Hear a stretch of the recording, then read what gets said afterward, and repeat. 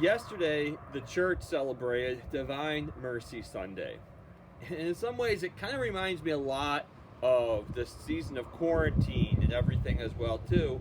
Because it reminds us that this whole idea of physical distancing is how our lives, how our choices have the potential of impacting others.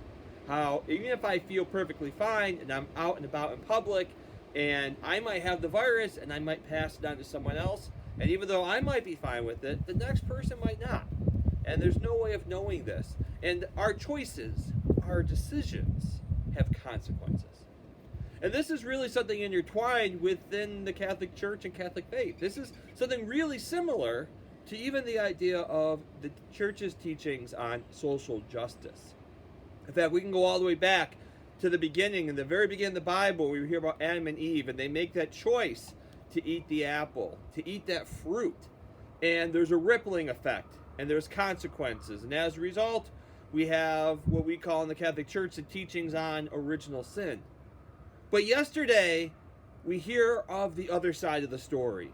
We hear how God's mercy comes into the world, how it enters into our cultures, into our society, enters into our lives, and how one man, how Jesus Christ's faith, how Jesus Christ's love, and his obedience to the Father, and his mission, it changes everything. And there's a ripple effect. That his mercy brings mercy and more grace into people's lives, and it touches other people's lives as well.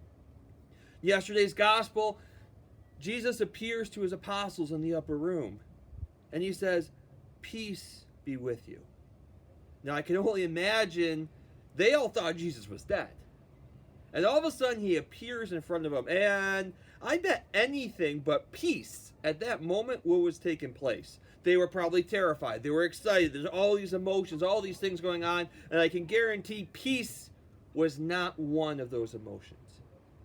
But on Divine Mercy Sunday, we're reminded that Jesus comes to bring peace into the world.